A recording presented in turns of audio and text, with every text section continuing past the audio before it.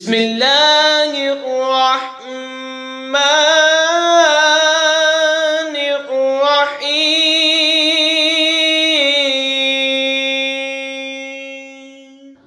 قد سمع اللہ قول التي تجادلك في زوجها وتشتكي إلى الله والله يسمع تحاوركما إن الله سميع بصير الذين يظاهرون منكم من نسائهم ما هن أمهاتهم إن أمهاتهم إلا الله ولدنهم وإنهم ليقولون منكرا من القول وزورا وإن الله لعفو غفور۔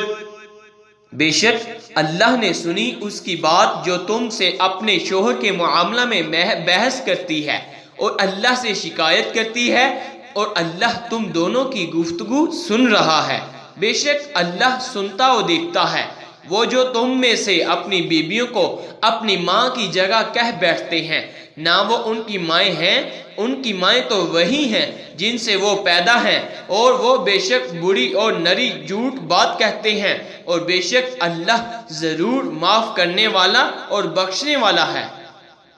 والذین یظاہرون من نسائهم ثم يعودون لما قالوا فتحرير رقبة من قبل أن يتماسا ذلكم توعظون به والله بما تعملون خبير فمن لم يجد فصيام شهرين متتابعين من قبل أن يتماسا فمن لم يستطع فإطعام 60 مسكينا ذلك لتؤمنوا بالله ورسوله وتلك حدود الله وللكافرين عذاب أليم۔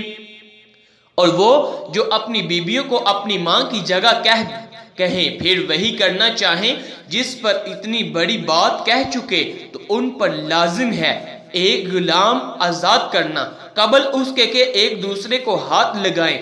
یہ ہے جو نصیحت تمہیں کی جاتی ہے اور اللہ تمہارے کاموں سے خبردار ہے۔ پھر جسے غلام نہ ملے تو لگاتار 2 مہینے کے روزے قبل اس کے کہ اس ایک دوسرے کو ہاتھ لگائیں۔ پھر جس سے روزے بھی نہ ہو سکیں تو 60 مسکینوں کا پیٹ بھرنا، یہ اس لیے کہ تم اللہ اور اس کے رسول پر ایمان رکھو، اور یہ اللہ کی حدیں ہیں، یہ کافروں کے لیے دردناک عذاب ہے۔ ان الذين يحادون الله ورسوله كبتوا كما كبت الذين من قبلهم وقد انزلنا آيات بينات وللكافرين عذاب مهين يوم يبعثهم الله جميعا فينبئهم بما عملوا احصاه الله ونسوه والله على كل شيء شهيد۔ بے شک وہ جو مخالفت کرتے ہیں اللہ اور اس کے رسول کی ذلیل کیے گئے جیسے ان کے اگلوں کو ذلت دی گئی، اور بے شک ہم نے روشن آیتیں اتاری، اور کافروں کے لیے خواری کا عذاب ہے۔ جس دن اللہ ان سب کو اٹھائے گا پھر انہیں ان کے کرتوت جتا دے گا۔ اللہ نے انہیں گن رکھا ہے اور وہ بھول گئے، اور ہر چیز اللہ کے سامنے ہے۔ آمنت باللہ صدق اللہ